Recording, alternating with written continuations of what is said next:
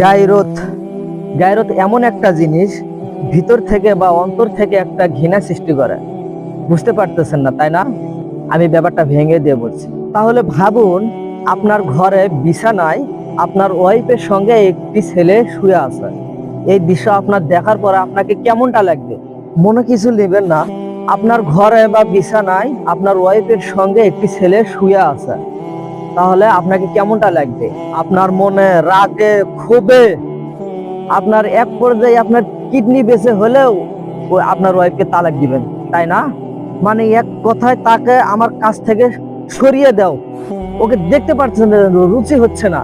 এইটাকে বলে গায়রত। ভাই রে ভাই, গায়রত তো বুঝলেন, কিন্তু আপনি জেনে শুনে আপনার ওয়াইফ এবং মেয়েকে, বোনকে সোশ্যাল মিডিয়াতে টিকটক করতে কেন পাঠিয়ে দিতেছেন ভাই? এটা আপনাকে বুঝতে হবে।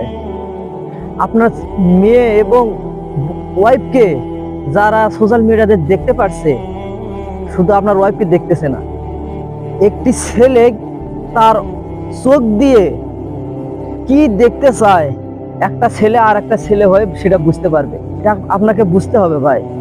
আর এই ইসলামিক লেকচার গুলো অনেক ছেলে মেয়েরাই দেখতে চায় না, স্ক্রল করে সরিয়ে দেয়। আমার ভিউজের দরকার নাই ভাই, আমার সাবস্ক্রাইবের দরকার নাই এবং আমার ফলোর দরকার নাই। কথায় আমার কথা সবার কানে এগুলো পৌঁছে দেওয়া। আপনি রাগ হন বা বেজার হন, তাতে আমার যায় আসে না। কথার মাঝখানে ভুল থাকলে মাফ করে দিবেন। ধন্যবাদ।